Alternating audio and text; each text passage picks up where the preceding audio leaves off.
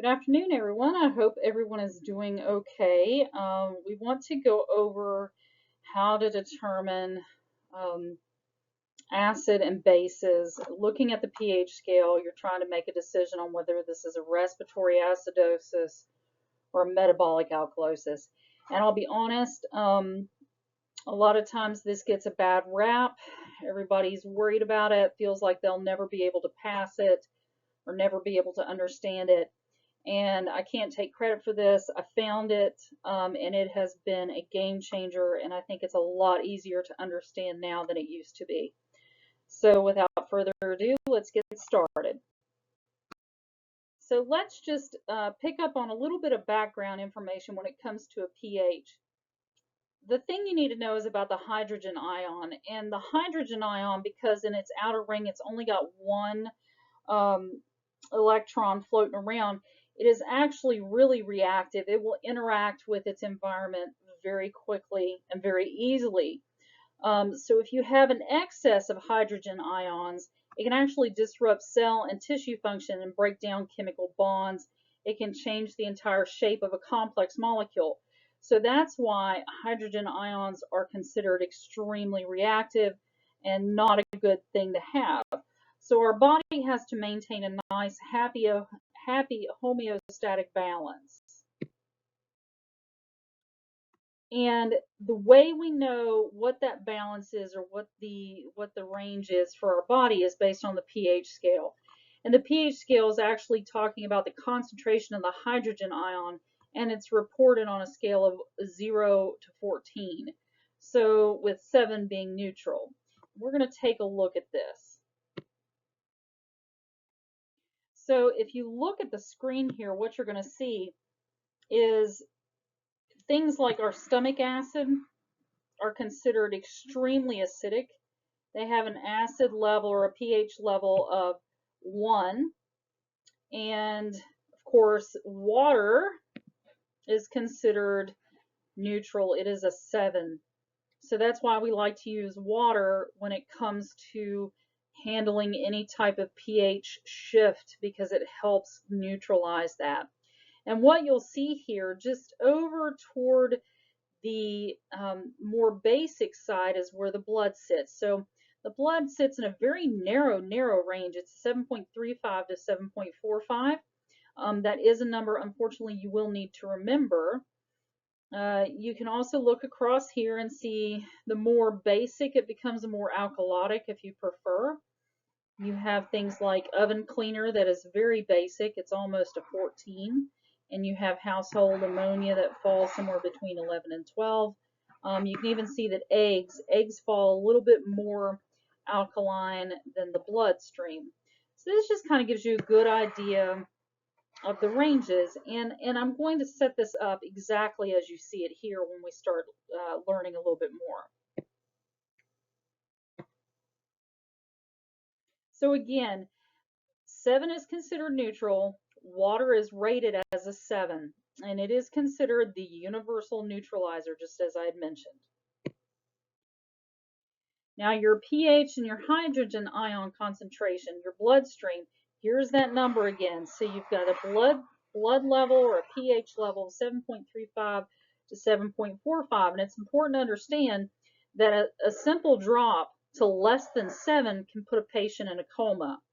If it's a pH level that elevates greater than 7.8, they can actually undergo uncontrolled sustained muscle contractions. So it doesn't take much of a shift outside this window to create all kinds of problems in the body. So our body has to be able to buffer the pH. It has to be able to maintain a balance so that we can maintain homeostasis. And we do that through buffers. There's 2 ways to do buffering.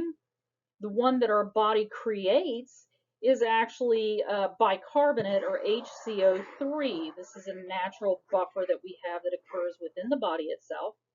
But an example of that we would see out in the world today would include, your antacids such as your Rolaids and Tums. That is an example of a buffer. That's a sodium that is a bicarbonate that you're taking to try to neutralize the acid in your stomach when you have heartburn. So when we go to name the pH of the human body, it's based on arterial blood gases. And there's three very crucial values that you need to memorize now to help you get through. Those three values include the 7.35 to 7.45, that we talked about before for the bloodstream. We also have to talk about the lungs, because the lungs is one of our body's ways to try to neutralize or remove that acid, and the carbon dioxide level. And if you remember, if you watch the video, we talk about carbon dioxide. Carbon dioxide is a waste product, so we consider it to be acidic. So the more carbon dioxide you have, the more acidic you are. So take a look at this number here. This is going to be important here in a minute. So carbon dioxide should be in a range of 35 to 45. And then, of course, we also have our buffering system, our bicarbonate that our body creates, the HCO3, and that is a range of 22 to 26. Now I'm going to show you how this applies so that you'll be able to kind of work through it. So if you recall, we looked at the pH scale, and it was on a scale of 1 to 14, or 0 to 14. Remember this? And 7 being neutral. Now, anything that moves towards 0 is considered more acidic. And anything that moves from 7 going toward the 14 is considered more alkalotic, or a base, if you will. So just kind of keep those in mind. I'm going to erase those little doodads there. Now, what we got to do is we want to arrange some things in a specific order. So we know that the pH should be 7.35 to 7.45. Now what's important to note here is where this midline is. This midline, and I'll color it purple just so you can kind of see it, this midline would be 7.4. So if you look at that, 7.35 to 7.45, the midline for that is 7.4. So again, going back to what we were talking about, if you have any type of pH that goes from 7.4 this way, then it's more acidic. On the flip side, if you have any type of pH, any type of pH that runs 7.4 and above, that is more of a base. Okay. Now, I'm gonna skip one. I'm gonna come back to it here in a second. So we talked about HCO3. That's your bicarb. Your bicarb range should be 22 to 26. And what is midline here? Midline here is going to be 24. So I'm hoping everybody can understand that. So again, anything moving this direction is going to be more acidic, and anything moving in this direction is going to be more alkalotic, more base. Now I want to come back and I want to talk about the carbon dioxide. Now remember, carbon dioxide, CO2, and I'm going to come over here. CO2 is considered a waste product, okay? It is a waste product, and we want to consider it acidic. Just go ahead and memorize that concept now. So the more acid you have, or the more carbon dioxide you have, the more acidic it will be, okay? So when we start looking at this number, we said the range for carbon dioxide should be 35 to 45. But what did I just tell you about the acid? The more carbon dioxide you have, the more acidic. So do yourself a favor. We're going to flip this. So this is going to be 45 because that's your top range, right? And we're going to put the other side as 35. This is the only thing that's a little different. Once you can get this memorized, you're golden. So what's your midline here? Your midline here is going to be 40. Okay, so just as before, If we go 40 and we're going this way, it's more acidic. And if we're going from 40 and we're, oops, wrong color. If we're going 40 and we're moving back this direction, it's going to be more of a base. All right, now that we've kind of understood that, when we talk about this process, let me move forward and let's talk a little bit about how we name the pH balance when we get those arterial blood gases. We're going to come back to this, so this is not going away. You really, really, really need to memorize these values. They are supremely important to getting through this.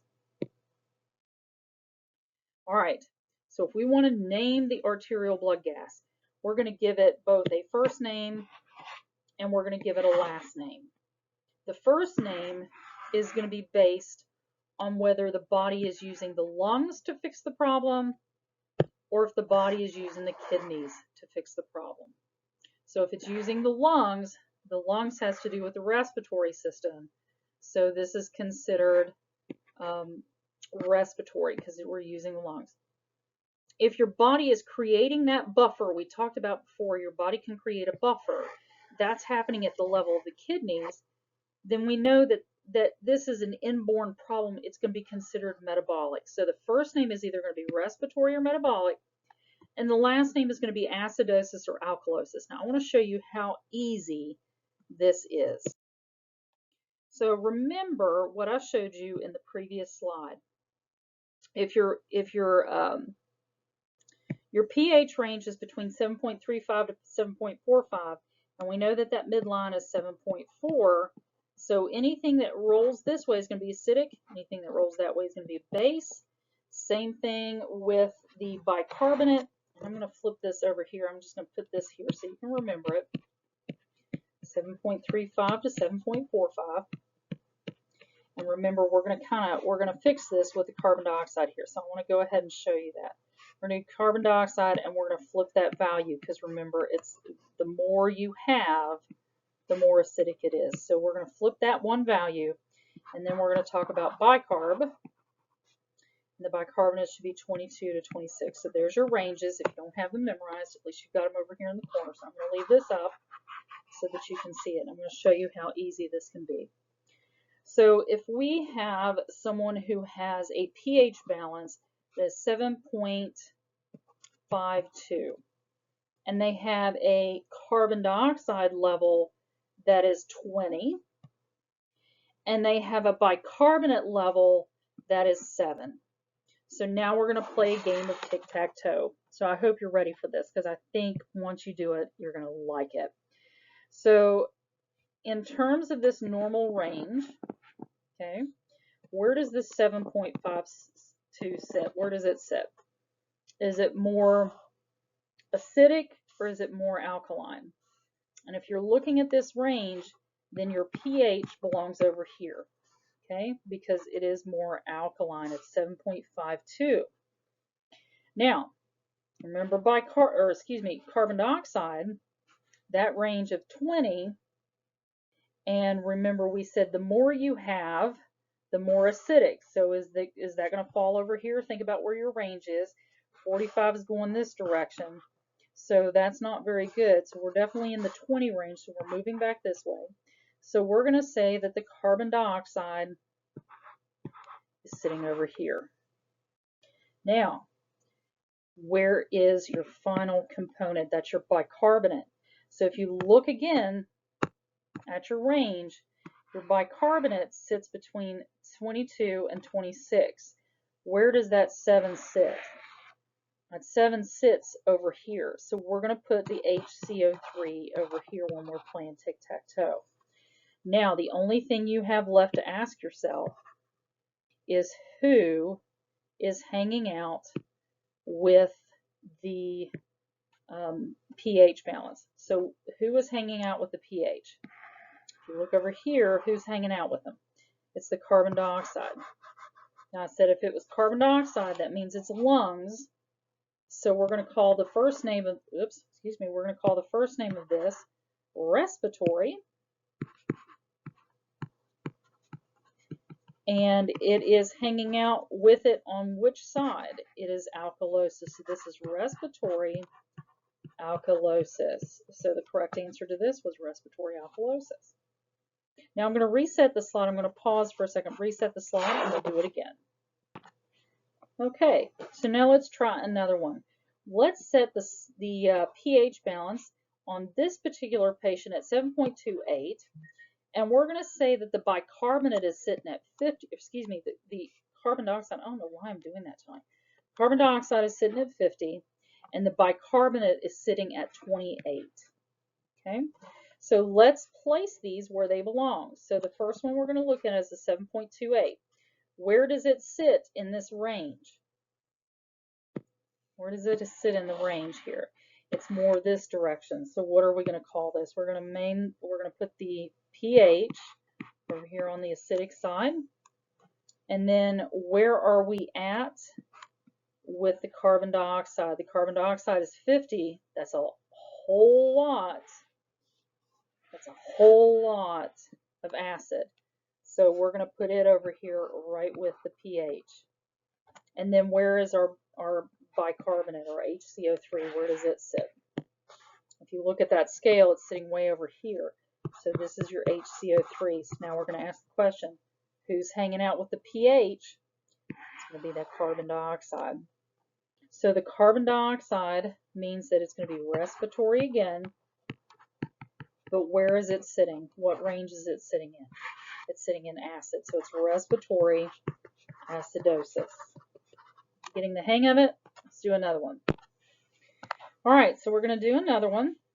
Let's say that the pH on this one is, I don't know, let's go with 7.15.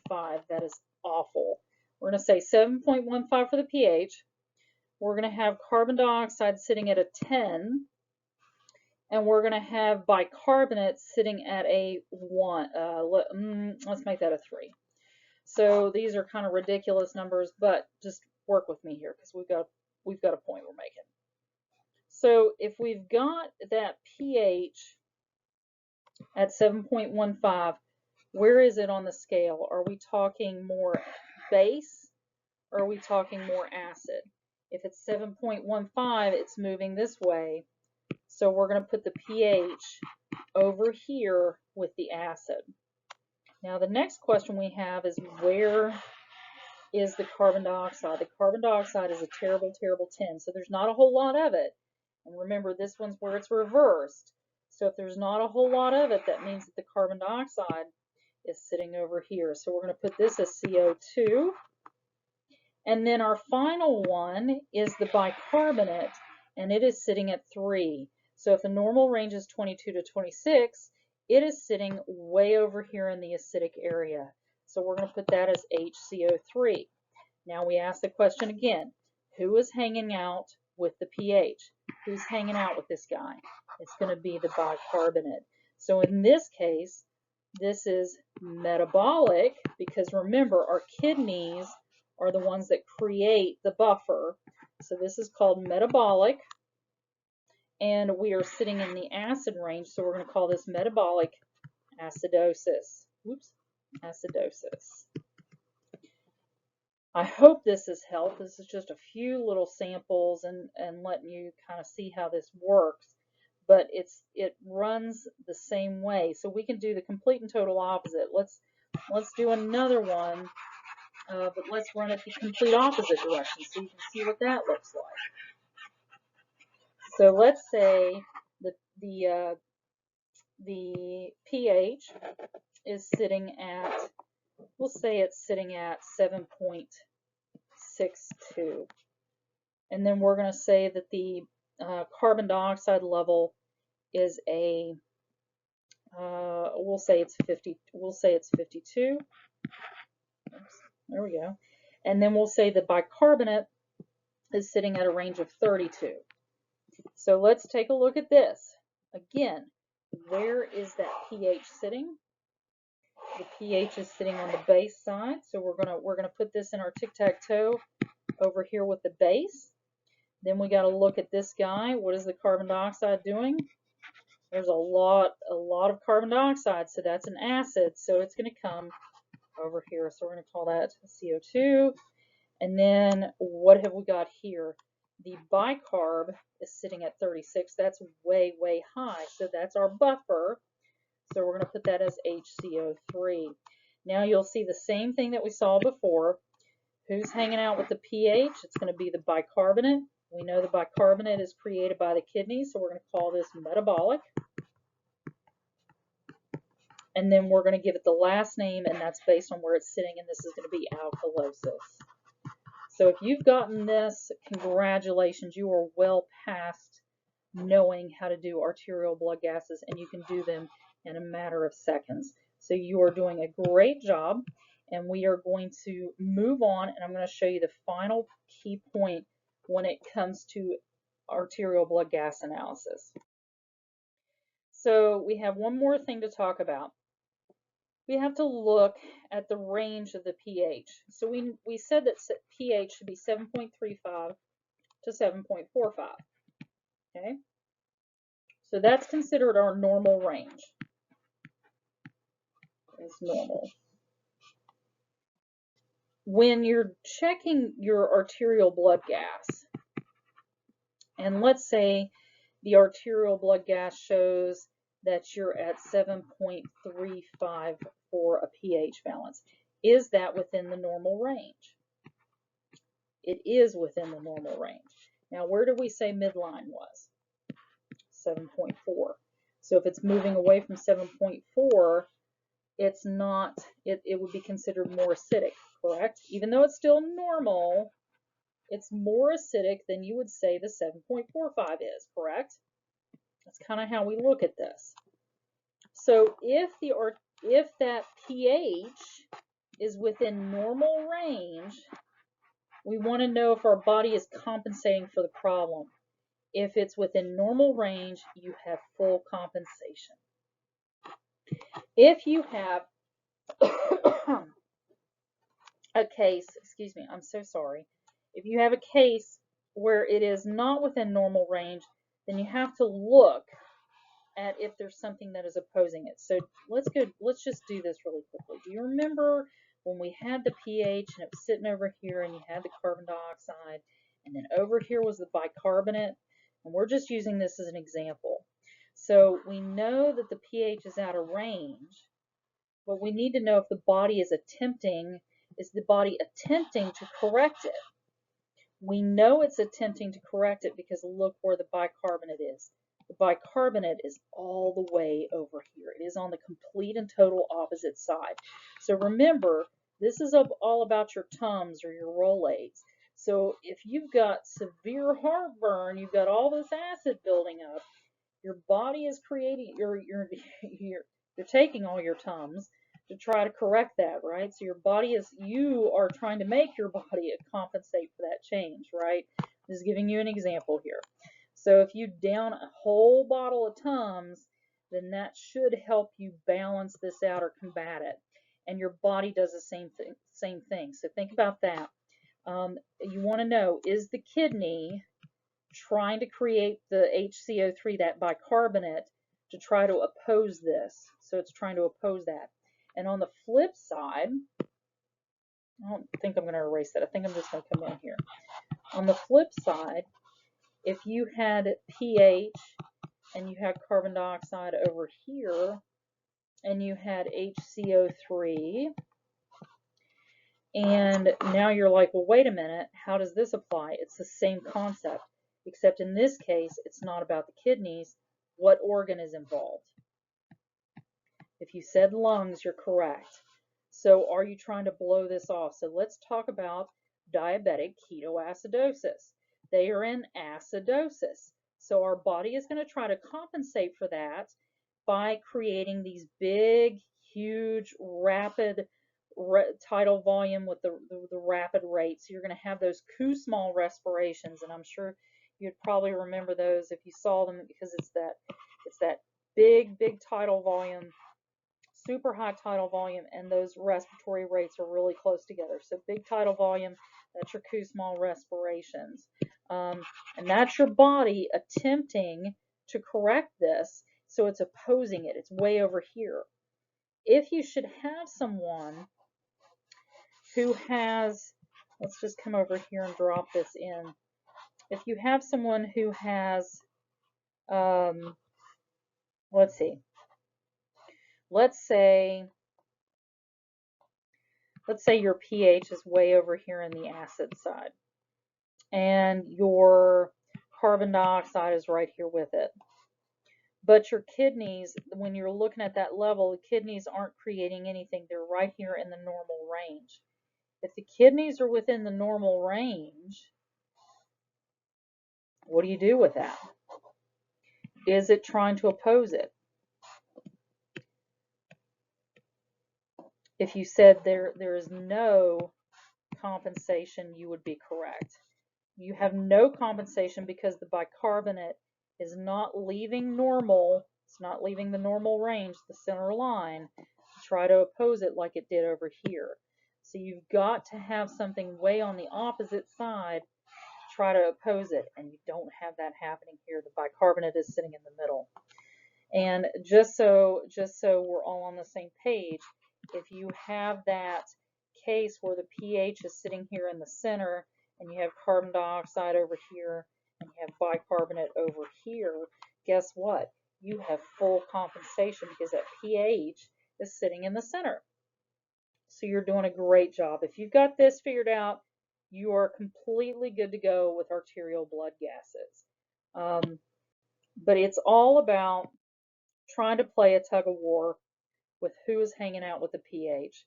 So let's do one last hoorah with this, and let's include the last few pieces of information. So now let's just do this and see how well you can remember.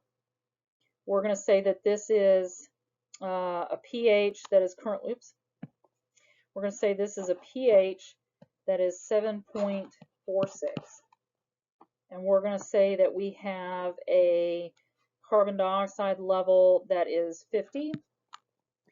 And we're going to have a bicarbonate. Did I say that? I think I screwed that up again. God, guys. I swear I will get this right. I am sincerely sorry. So let's just rehash this again. pH balance is 7.46. You have a carbon dioxide level that is 50, and you have a bicarbonate level that is 28. So let's put this on our scale. So if you've got a 7.46 for a pH, where is it going to be? Even though it's right close to the line here, we're almost in the normal range, we're still going to consider that to be a base. So it's going to be a pH hanging out over here. You have a carbon dioxide level of 50. That carbon dioxide level is really high. Remember, the more we have, the worse it is. So we're going to put carbon dioxide over here. And then where are we at with our bicarbonate? Our bicarbonate is 28. So this is HCO3 here. We're going to name this metabolic alkalosis. And even though this is really close, it's not within the margin. So we're going to call this partial compensation. So you've got it. We're going to do one more. Let me erase this off here. Let's do one more just to kind of make sure you guys can bring home the concept. So we're going to talk about this being a pH balance of 7.36. We're going to have the carbon dioxide level, hey, I said it right that time. We're going to have that at 48. And we're going to have the bicarbonate, we're going to pull bicarbonate at 30. So if you look at this 7.36, it is sitting in normal range. Now remember, anything from 7.4 going this way or this way, it's not quite there. So we're going to put the 7.36 over here. That's our pH. We're going to look at the carbon dioxide level at 48. That's a little high, so we're going to put it over here, CO2. And then we have our final number, which is our bicarbonate. Our buffering system is pretty high, and it shows that it's working, so we're going to have HCO3 over here. So if you look at this, even though this is considered normal range, it's more toward the acidic side. So we're going to call this respiratory, because who's hanging out with it? This guy over here. We're going to call it respiratory acidosis, because we're in the acidosis area. And we have full compensation, and that full compensation is because the bicarbonate is way over here. It is trying to play that tug of war and pull that pH back, and the pH is successful. It has came back. So this may be a situation where the person is not quite sick yet. Maybe they're on their way to being sick, or more likely the body has fixed the derangement on its own by using this bicarbonate, and you're taking that arterial blood gas after it's already tried to correct the situation by making that pH come back into the normal range. So that is arterial blood gases. We will be covering it during the live session. So if you need any help, we'll definitely go over it that night and re-hit it. Have a good evening.